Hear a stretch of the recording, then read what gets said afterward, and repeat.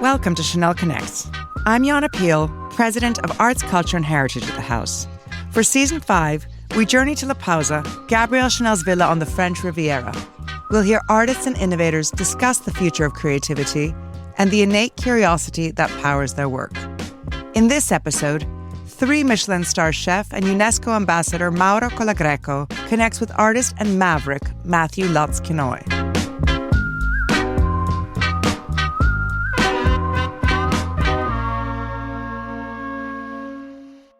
I'm Matthew Lutz-Kinoy. I'm a visual artist working across many disciplines. I'm working in painting, ceramics, performance, and collaborating a lot with people in all those disciplines. And, well, I'm happy to meet you because I think we share a lot of interest in terms of working with others and also an interest in the ecology of our work and the practices we put into place for a healthy environment.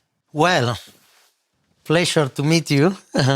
I'm Mauro Colagreco. I'm a chef. I work near the nature practically from the beginning of the creation of my restaurant. I have the lucky to work with fantastic people inside of the restaurant in very cosmopolitan team, but as well, as you say, we have plenty of things in common because we collaborate with people who are artisans. Your work touched me a lot because I love ceramics, and what is the beautiful of the ceramic is you can feel the people behind the ceramics. You can feel the expression of the hands, the expression of the control, the temperature of cooking. In our restaurant is huge, the quantity of different ceramics we have. So I hope one day you have one of you or, or yours. I'm curious to see who you're working with and what all those things are. I don't know. I have a friend who's a fisherman, and he said, if you have this pull, you can be friends with anyone in the whole world because you go everywhere and you can fish everywhere. And you can find your community and your beauty and your place and your food. When he told me that story, I thought, this is the same with ceramics. This is something that can take you to every place of the world. And in those places, you can find a common ground. And but for sure. And it's something very common with cooking as well, because cooking is something who all the cultures do it. I was in some place where I didn't talk any word of the native language, and when the food arrived, everybody understand each other, no? With the signs, with the smiles, with the energy. That actually is one of the things who I love the most in my profession, is this possibility of huge palette of people you meet. And then with the people who we cook for them, we have this connection it's an act of love practically for me. So that is what I love the most in my profession. And I think it's the same with what you do. Yeah, I'm always curious about that, actually. Well, this is something interesting that I wanted to talk to you about, this idea of the stage. And it's something that I was really curious to know more about, because for me, when I started my work in experimental theater and was producing my paintings as backdrops, they were large format backdrops.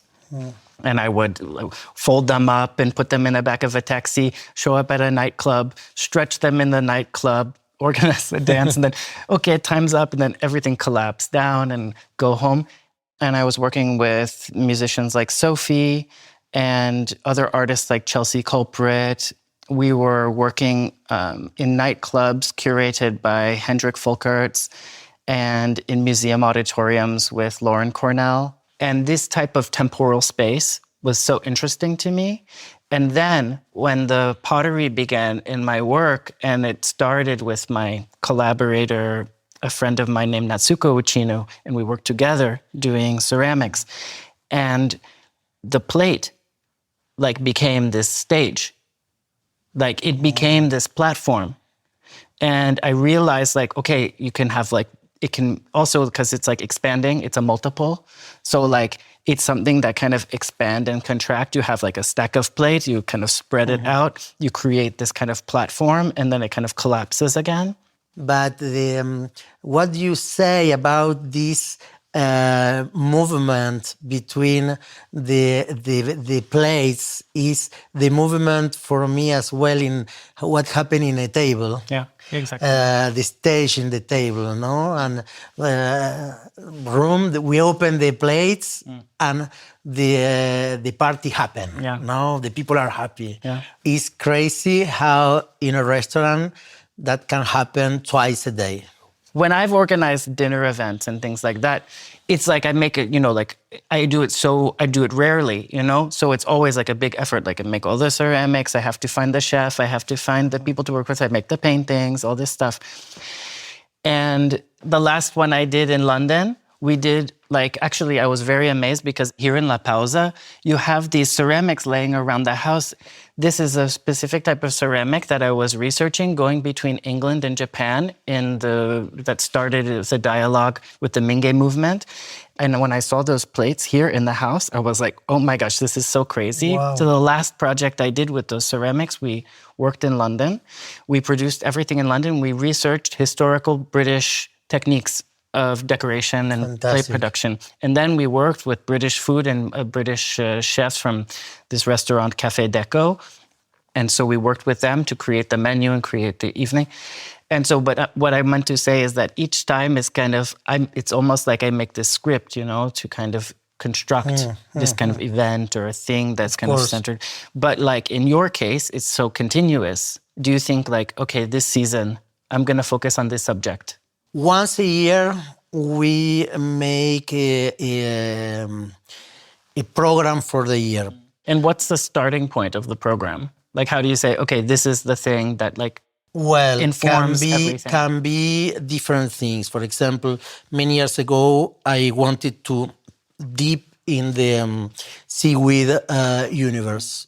So we started to develop and research and working on totally different kind of use of seaweeds, from the starters, mains, desserts, flavors, textures, cook, raw. So it was super interesting. I say, in a menu, if you have all the dish it's like the music, no? If you are all the same tone, it's boring.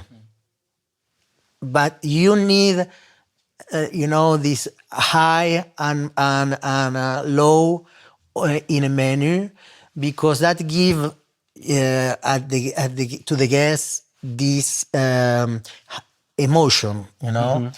Okay, because you use this word a lot. You talk about like emotions.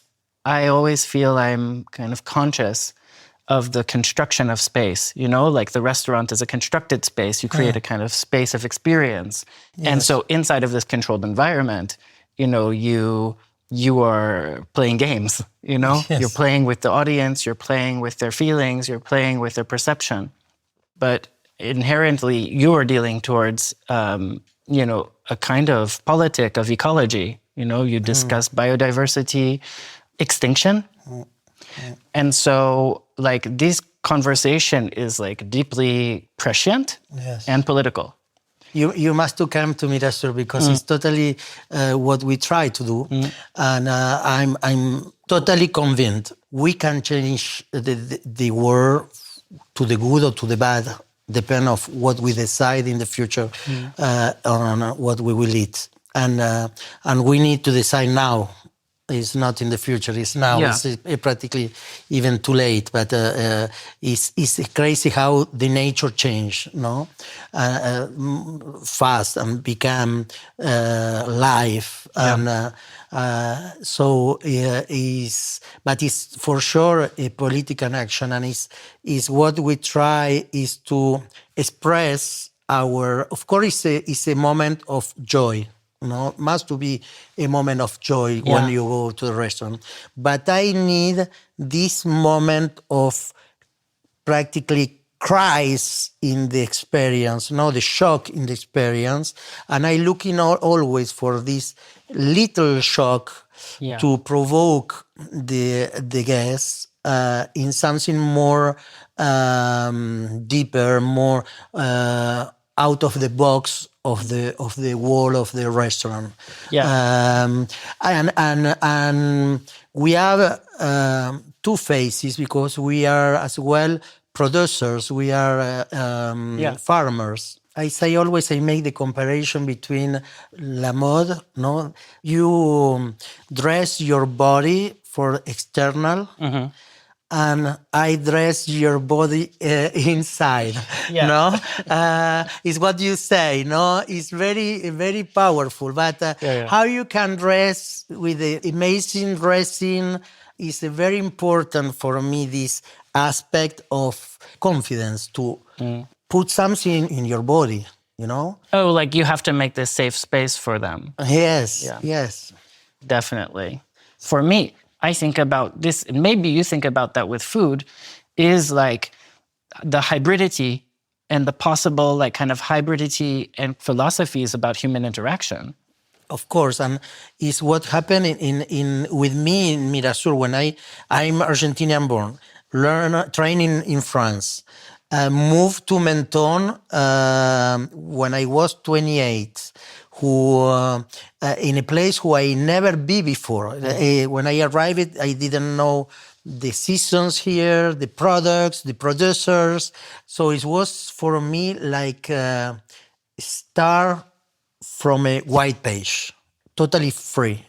No, even the border between Italy and France for me, it wasn't a border. It was an opportunity. It was a place of richness, of fusion, and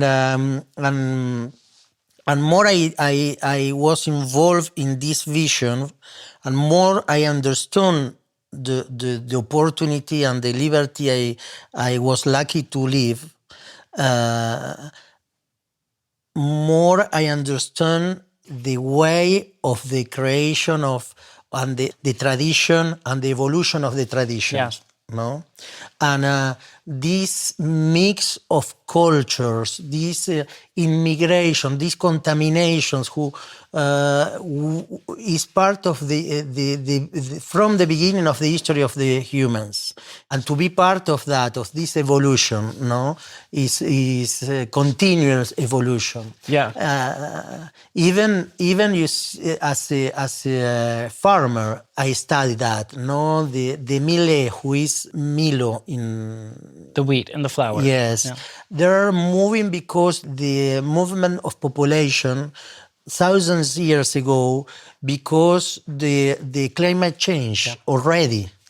So today in my garden, I will allow you visit. You can find between the very classic Mediterranean vegetables like tomatoes, carrots, olive trees. You will find bananas, papayas, passion fruits, because it can grow now. It can grow now, no? Can grow with the climate change, and I find this evolution super interesting. And it's why I believe we will reach something more interesting in the future. If I totally believe in the capacity of the humans to adapt himself, to survive, and to be more performant. Yeah, I agree. It's like when I was preparing for our conversation, I was thinking of this idea of aesthetic experiences or constructed space. I thought about, which is like, and I hadn't asked myself this question in a while, so I was kind of happy to ask myself this question, which was, okay, so today, and it's always changing, so I thought today, you're going on this trip, we're in a kind of crazy time right now in the world, lots of uncertainty, lots of violence. So, Matthew, how do you define beauty? And I thought, maybe today I would define beauty as seeing the world clearly, or maybe what I could kind of describe as what beauty is, which doesn't only include pleasure, but also includes reality. For me, I push myself always to see the beauty, even more in these days, in those days, because we need to have island of hope. And we need to build these islands of hope in every individual person. Even in the worst situations, we must to keep in mind something beautiful around us happen. And in your work every day, you have somebody who inspire you, or? Yeah, I think that there's definitely two parallels, because I have to say that I'm probably the most influenced by the people I work directly with. I would be lost in this world if I don't think of all of the important collaborators that I've had, from my first band working with Sophie to the dancers I've worked with and choreographers like Isabel Lewis. And so I think that there's this, which is extremely important. All of the kind of living people who touch us and we touch back to make our work in the world, which I think are ultimately the most influential. Yes. I mean, when I was developing my ceramic project, we talked about, you mentioned Picasso, but actually the starting point of my ceramic project was Judy Chicago, a feminist artist who's alive today, who created one of the most impressive sculptures that I had seen as a child growing up at the Brooklyn Museum, called The Dinner Party, which is a giant table dedicated to real and historical feminist figures. And each table setting is dedicated to a woman. And there's a table placing with text. I think that's also part of my interdisciplinary approach, is that always kind of creating balances to things. So there's always this kind of interest in, I think, historically finding a sort of merge. But me personally, most of my inspirations have been female figures, I think, in the arts, because they tend to work more collaboratively and work more collectively. So yes, the ego probably is less dominant. Yes. I recently got to exhibit with the drawings of Trisha Brown. So I got to place one of my large format works in the same space with her drawings, which are made as performances. And they're actually kind of scores. The drawing itself is a sort of trace of movement and a score. So hard to say. I mean, there's so many important influences, but I think a lot of my core interest comes from, maybe feminist movement, I would say. So nice. And I understand totally your point. And for me as well, the people who you work with mark a lot your career. And I think about all this very cosmopolitan team who I have. Some of them with me for more than 15 years. They changed my way to think as well. In the kitchen, you learn constantly, But then it was as well women's. I was Beatriz Chomnales, who is still a great cooker in Argentina, who from my early age, she take care of me and she bring me here in France to learn French cuisine. But again, it's not only chef as well. Somebody who marked me a lot is Masaonobu Fukuoka, who was a farmer, a Japanese farmer, who write few books. One of his books changed totally my vision about agriculture, but about as well the impact of the food in every step of our life. In nature, but as well in the society who we live. When I was listening to an interview with you, I thought of this chapter in the One Straw Revolution where he talks about the rice field. And there's this story in the book. He tells the story of the ecology of the landscape, but he talks about it because it starts with waking up one morning and the entire field is covered in spider webs. Mm-hmm. And then he talks about, but if you're going to have the spider webs, then you need also then the snails and you need these other insects. And like, if you're going to be an expert on rice, maybe you also need to be an expert on snails and spiders. And then we don't only need this, but we need the artists to represent, because it's so beautiful when you see the whole field covered in spider webs. Who can capture this? So we need to get artists involved. Yes. And this chapter, I thought of it when you, it's so beautiful. Yes. Yeah, and I thought of this when you were sort of describing your relationship to your garden and your farming. And Well, no, it's super interesting. We can stay for hours, I think, to talk. I just want to introduce my universe to you, to have the opportunity to show you what we do. I think you have plenty of common things. My work opened millions of doors of hope, of possibilities. And it depends on us to keep these doors open and to continue to open more, no? That's beautiful that you say it like that, because I also was thinking, the way that I like to work also as an artist in the way I engage with people is to open as many doors as possible, not only in terms of like an idea or a project, but also as like points of access and points of engagement, to keep the things open so that people can enter. Yes, yes, super important. Thank you. Real pleasure. This is Chanel Connects, available to listen on Spotify, YouTube Music, and Apple Podcasts. Next time, I sit down with artist and innovator Adam Pendleton.